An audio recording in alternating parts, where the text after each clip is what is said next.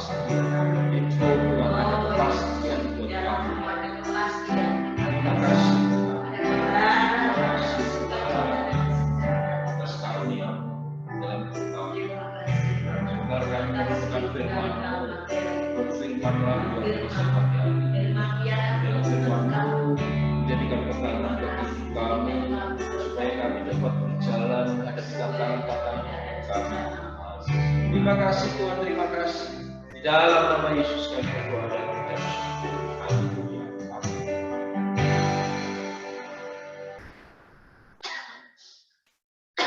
Kita buka dalam kitab Yunus.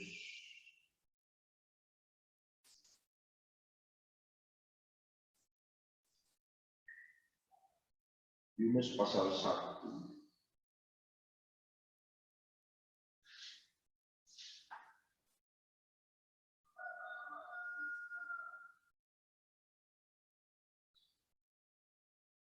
Yunus pasal 1 ayat 1 sampai 17.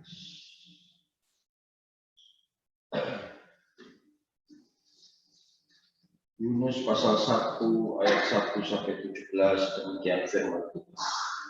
Yunus mengingkari panggilan Tuhan. Datanglah firman Tuhan kepada Yunus bin Amittai demikian. Bangunlah, pergilah ke Niniwe, kota yang besar itu. Berserulah terhadap mereka, karena kejahatannya telah sampai kepada. Tetapi Yunus bersiap untuk melarikan diri ke Tarsis.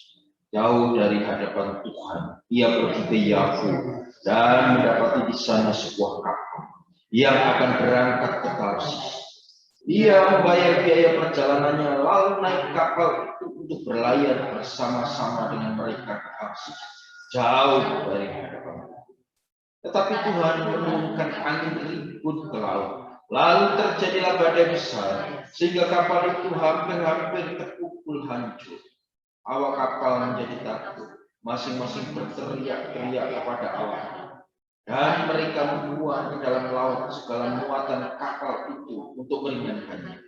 Tetapi Yunus telah turun ke dalam ruang kapal yang paling bawah dan berbaring di situ, lalu tertidur dengan nyenyak. Datanglah nakoda mendapat ini. Bagaimana mungkin engkau tidur begitu nyenyak? Bangunlah, berserulah kepada Allahmu, barangkali Allah itu, sehingga kita tidak binasa. Lalu berkatalah mereka satu sama lain, marilah kita buang bumi, supaya kita mengetahui karena siapa kita ditimpa oleh malapetaka. Mereka membuang bumi dan Yunuslah yang kena bumi. Berkatalah mereka kepadanya, beritahukanlah kepada kami, karena siapa kita ditimpa oleh malapetaka. Apakah pekerjaanmu dan dari mana engkau datang? Apa negerimu dan dari manakah? Sautnya kepada mereka, aku seorang Ibrani. Aku takut akan Tuhan Allah yang mempunyai langit, yang telah menjadikan lautan dan darat. Orang-orang itu menjadi sangat takut, lalu berkata kepada, apa yang telah kau perbuat? Sebab orang-orang itu mengetahui bahwa ia melarikan diri jauh dari hadapan. Hal itu telah diberitahukan kepada mereka. Bertanyalah mereka, akan kami apakan engkau supaya laut menjadi retak dan tidak menyerang kami? Sebab laut semakin bergelut. Sautnya kepada mereka, angkatlah aku, campakkanlah aku ke dalam laut, maka laut akan menjadi retak dan tidak. Sebab aku tahu bahwa karena akulah badai besar ini menyerang kami. Lalu berdayulah orang-orang itu dengan sekuat tenaga untuk membawa kapal itu kembali ke darat. Tetapi mereka tidak sanggup, sebab laut semakin bergelora menyerang mereka. Lalu berserulah mereka kepada Tuhan, katanya, ya Tuhan, janganlah kiranya engkau biarkan kami binasa karena nyawa orang ini, dan janganlah engkau pada kami darah orang yang tidak bersalah, sebab engkau Tuhan telah berbuat seperti yang berkehendak. Kemudian mereka mengangkat Yunus lalu mencampakkannya ke dalam laut, dan laut berhenti mengalir. Orang-orang itu menjadi sangat takut kepada Tuhan, lalu mempersembahkan korban sembelihan kepada Tuhan, serta mengikrarkan kuasa. Maka atas penentuan Tuhan, datanglah seekor ikan besar yang mendekati Yunus, dan Yunus tinggal di dalam perut ikan itu 3 hari 3 malam. Amin. Jadi di sini kita belajar tentang kitab Yunus. Yunus itu adalah di sini dikatakan seorang Ibrani, artinya bahwa dia adalah seorang Israel. Seorang Ibrani adalah seorang Israel.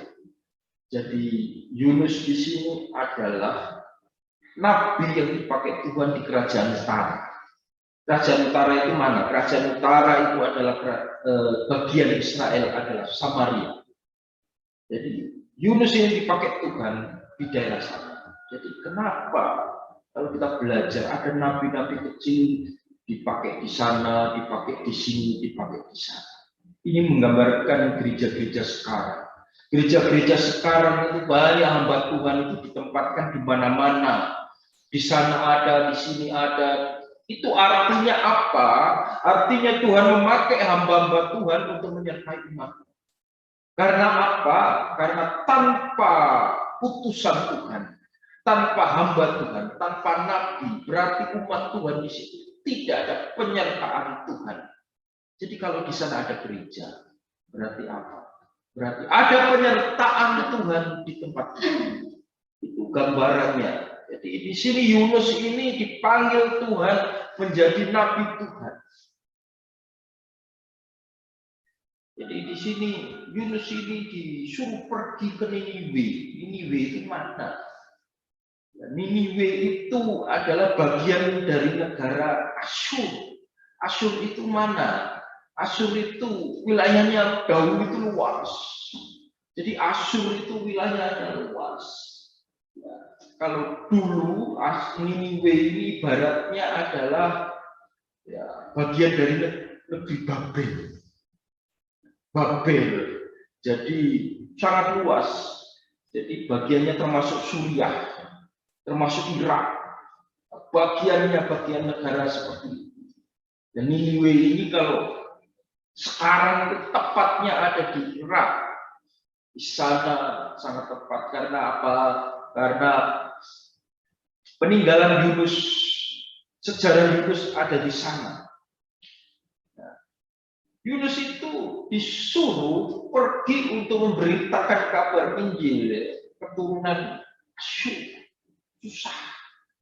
Karena apa? Sampai sekarang pun orang Asyur, orang keturunan Asyur ini menolak Injil. Menolak Injil, tetapi Tuhan menyuruh Yunus untuk pergi ke Niniwe. Jadi secara manusia, Yunus ini adalah hamba Tuhan yang dipakai di Samaria, kerajaan utara dari kerajaan Israel. Jadi ketika Yunus disuruh keluar untuk memberitakan Injil, Yunus tidak mau. Karena apa? Melihat mereka benci terhadap pekabaran Injil, benci terhadap Kristus. Benci terhadap Kristus. Akhirnya apa di sini di ayat 3? Tetapi Yunus bersiap untuk melarikan diri. Melarikan diri dari panggilan Tuhan. Kadang-kala sudah enak umpamanya. Kita melayani Tuhan di tempat ini. Tiba-tiba disuruh Tuhan keluar dari tempat ini. Bagaimana? Yunus itu seperti itu. Yunus itu nabi yang dipakai Tuhan di kerajaan utara Israel, di Samaria. Tapi Tuhan utus dia untuk memberitakan Injil ke Niniwe. Jadi secara manusia tidak mungkin. Ini Suriah, tempatnya ya, orang yang benci orang-orang Kristen. Akan hamba Tuhan dipenggal di sana. Jadi akhirnya apa? Akhirnya Yunus bersiap untuk melarikan diri. Di ayat 2 dikatakan, bangunlah, pergilah ke Niniwe. kota yang besar itu berserulah terhadap mereka, karena kejahatannya telah sampai kepada. Niniwe itu sangat jahat. Ya, jadi mereka sampai kejahatannya sampai ke telinga Yesus, tetapi di sini Yunus tidak mau menerima. Di sini dikatakan, tetapi Yunus bersiap untuk melarikan diri ke Tarsis, jauh dari hadapan Tuhan. Ia pergi ke Yapu dan mendapatkan di sana sebuah kapal. Jadi di sini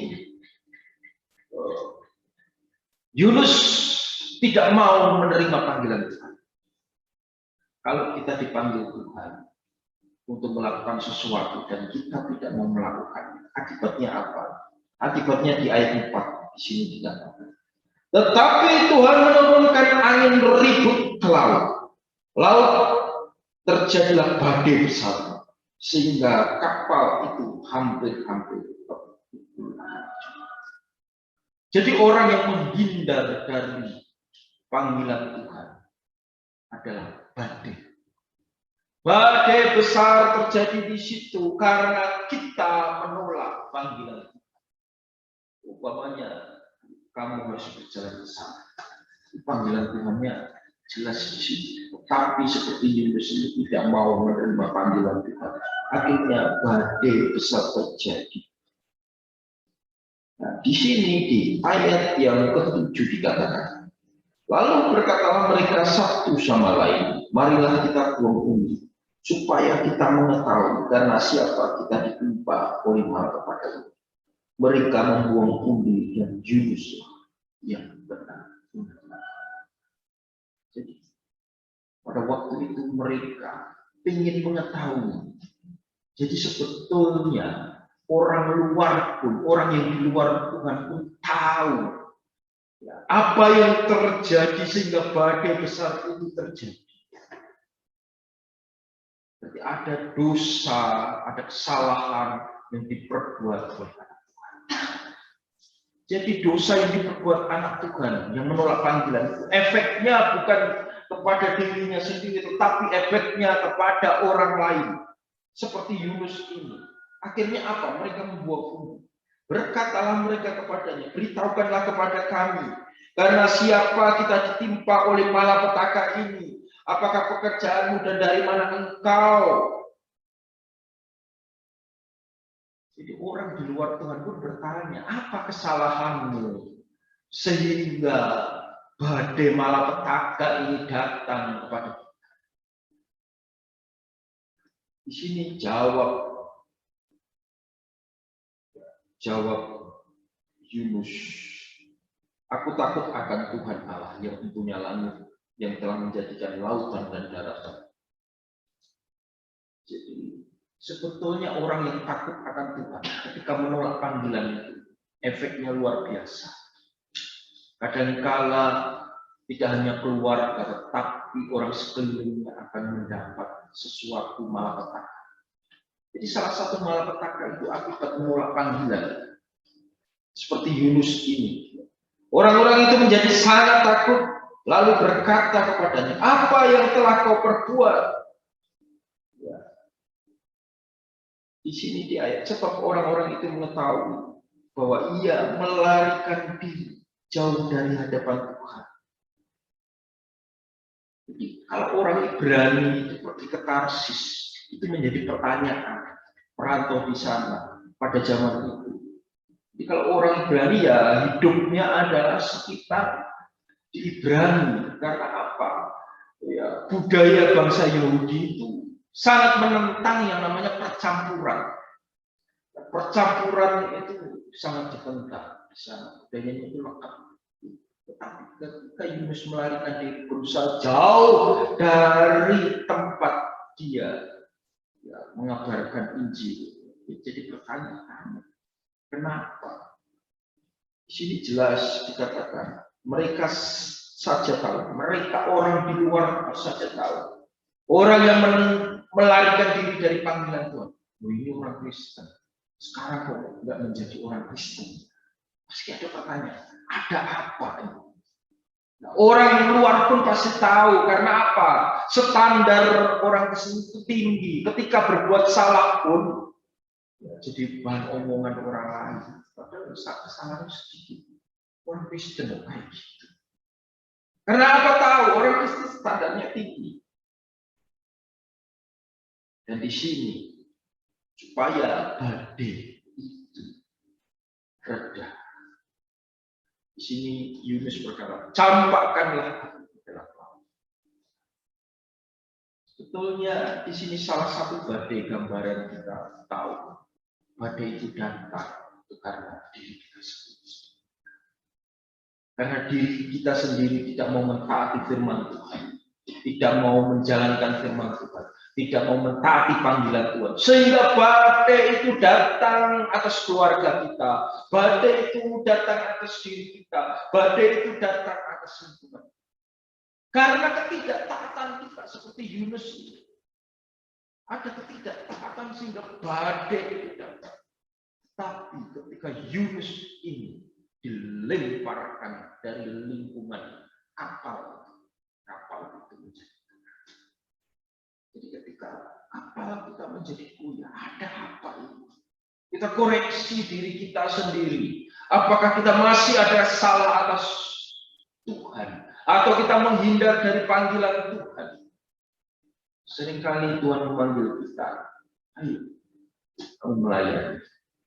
Apa yang kamu bisa? Kita menolak.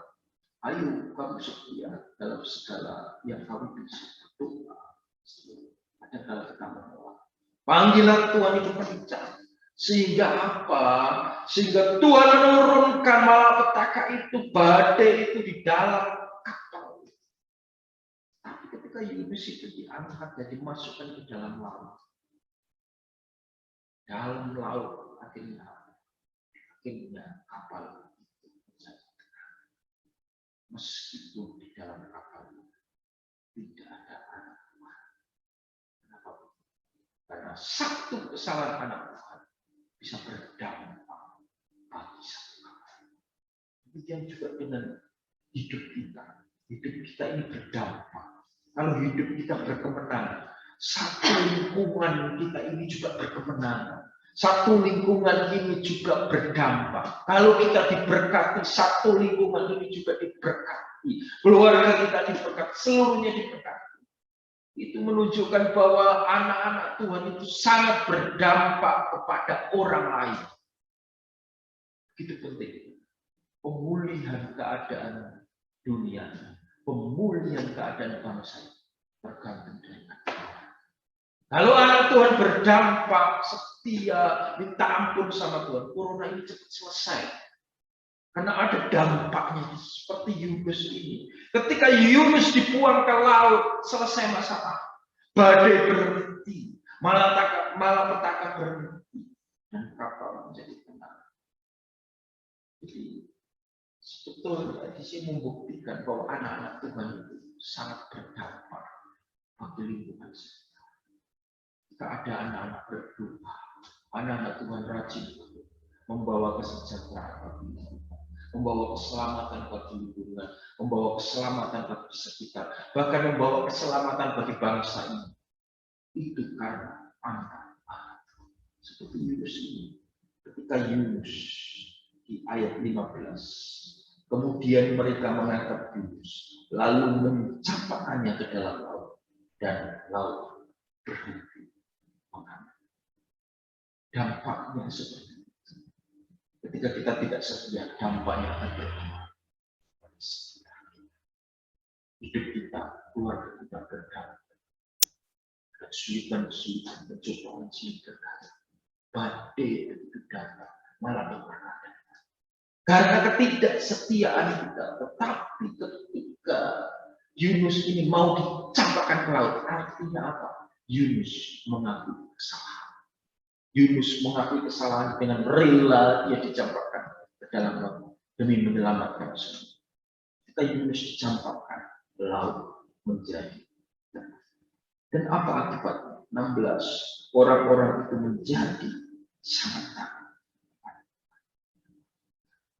Ketika Yunus menyerahkan diri kepada Tuhan, menyerahkan hidupnya sepenuhnya kepada Tuhan, rela berkorban untuk menyelamatkan orang lain.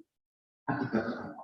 Orang-orang menjadi takut, orang-orang menjadi kenal dengan Tuhan. Akhirnya apa di ayat 6? Orang-orang itu menjadi sangat takut kepada Tuhan. Lalu mempersembahkan kurban sembelihan bagi Tuhan.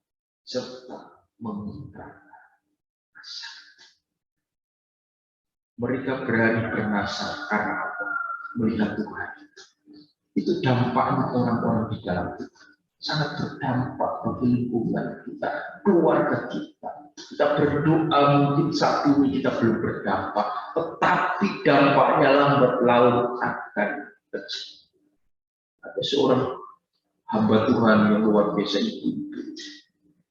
Suaminya itu tidak mengenal Tuhan. Bahkan dia sudah pergi ke beribadah di sana berkali-kali. Dia seorang jenderal yang luar biasa. 25 tahun menikah tapi beda agama. Hamba Tuhan ini hamba Tuhan, tetapi dalam pernikahannya beda agama. Jadi dalam 25 tahun di sana kuat agamanya, di sana di hamba Tuhan ini kuat memegang iman kepada Kristus bersama anak-anak. Hanya bapak ini, dia pangkatnya sudah tinggi, jenderal. 25 tahun. Ketika itu hal yang tidak mungkin. Karena memegang erat dari keluarga besar pun, dari keluarga bapak ini adalah keluarga besar yang bisa seberang. Tapi karena ibu ini kuat dalam berdoa, Tuhan mau membuka. Sekarang bersaksi menyatakan Tuhan bertobat di bawah Yesus. Artinya apa? Keluarga-keluarga itu sangat berdampak. Mungkin dilihatnya, ajaran Kristus cuma kayak gini. 25 tahun ibu ini menunggu dan Tuhan menyatakan waktunya. Akhirnya aku melihat, ternyata sedikit demi sedikit terkikis hati. Akhirnya melunjak, akhirnya menangis. Demikian juga hidup kita. Mungkin di lingkungan kita mungkin belum berdampak, tapi orang akan melihat kita, orang yang di dalam Tuhan itu berkat Tuhan. Berkat Tuhan kemarin di hari Minggu ini bukan hanya harta kekayaan, dan keselamatan, kesehatan itu berkat dari Tuhan. Damai sejahtera itu dari Tuhan. Orang yang bersuka cita, ini orang semua susah senang, tetap bersuka cita. Ini berkat dari Tuhan. Akhirnya berdampak bagi lingkungan kita, sehingga melihat orang Kristen ternyata kayak gini. Orang bisa melihat. Ya, sebetulnya itu kita ini sudah dilihat. Gereja di sana ini bertumbuh. Kenapa? Karena ada Tuhan Yesus yang berdampak di dalam. Jadi ayat yang selanjutnya. Maka atas penentuan Tuhan, datanglah seekor ikan besar yang menelan Yunus, dan Yunus tinggal di dalam perut ikan 3 malam. Tuhan kalau mengutus itu tidak mungkin membinasakan kita. Tuhan itu sudah mengatur semuanya. Ketika Yunus mau taat, meskipun dia dicampakkan ke dalam laut, dia tetap selamat. Itu hebatnya Tuhan. Ketika Yunus taat kepada Tuhan, meskipun dia di dalam ikan selama 3 hari 3 malam, dia tetap hidup. Ya, logikanya kalau kita dimakan ikan pasti mati. Tidak ada ceritanya kita dimakan ikan hidup. Tapi Tuhan sudah menentukan waktunya. Maka atas penentuan Tuhan, jadi Tuhan itu sudah menentukan semuanya.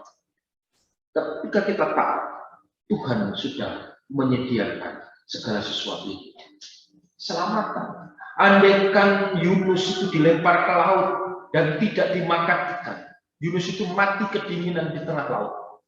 Tuhan itu baik, sehingga apa? Tuhan mengirimkan ikan besar menelan Yunus, sehingga apa? Yunus dibawa ke darat.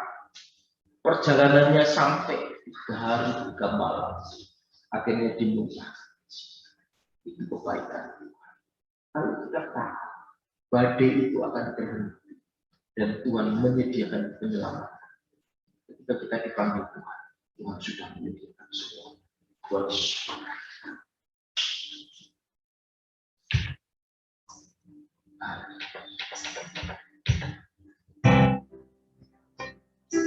Ajar kami Bapa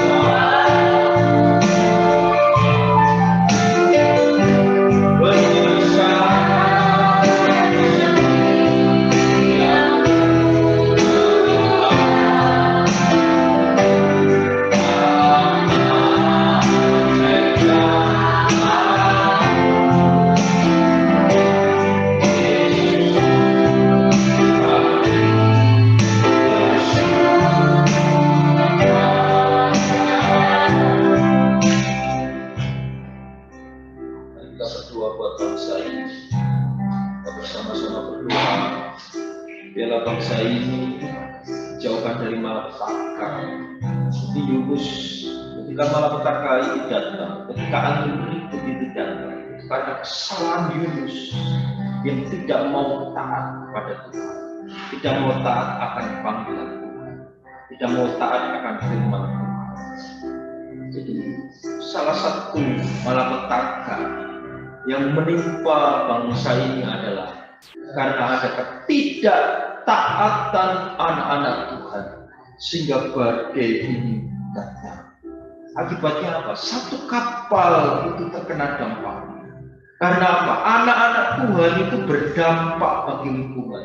Ketika kita berdampak negatif, akibatnya apa? Negatif di dalam lingkungan kita. Tetapi apabila kita berdampak positif, lingkungan kita akan diberkati. Dampak positif.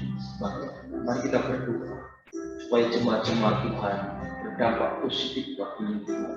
Sehingga apa? Sehingga lingkungan kita, kota kita, bangsa kita juga berdampak positif dan diselamatkan dari malapetaka. Kita berdoa bersama-sama. Kami mendapatkan surga Tuhan. Kami serahkan Tuhan ke dalam tangan. Jadikan kami hamba-hamba yang berdampak baik untuk lingkungan kami, untuk negara kami, supaya negara kami Tuhan dapat damai sejahtera,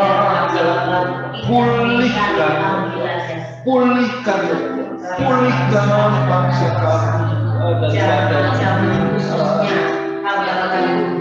campur tangan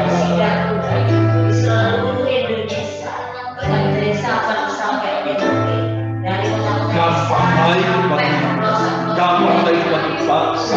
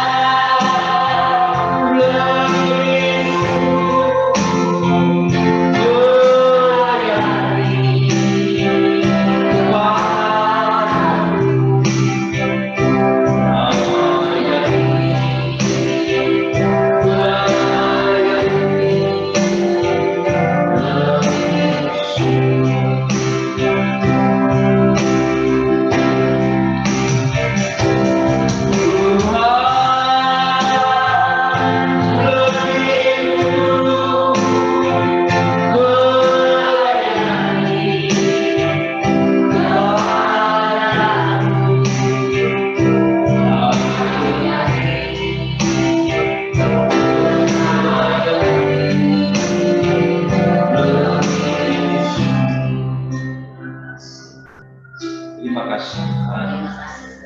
Terima kasih sepanjang hari kami serahkan ke dalam tangan bersama. Silakan ku campur tangan. Saya percaya Tuhan Engkau sudah menyediakan berkat-Mu hari ini buat kami. Saya percaya Tuhan Engkau sudah menyediakan apa yang kami perlukan. Engkau menjawab doa-doa kami. Yang sakit Tuhan sembuhkan, yang susah Tuhan Engkau hiburkan, yang punya beban masalah Tuhan Engkau lepaskan ya Tuhan. Kami serahkan hidup kami ke dalam tangan kuasa-Mu Tuhan. Kami serahkan keluarga kami ke dalam tangan kuasa-Mu Tuhan. Kami serahkan seluruh sidang jemaat-Mu Tuhan ke dalam tangan kuasa-Mu Tuhan. Berkati dan berkati. Biarlah berkat kami sejahtera, berkat sukacita, berkat kekuatan, berkat keselamatan, berkat kesehatan, berkat jasmani dan berkat rohani melimpah-limpah atas kami.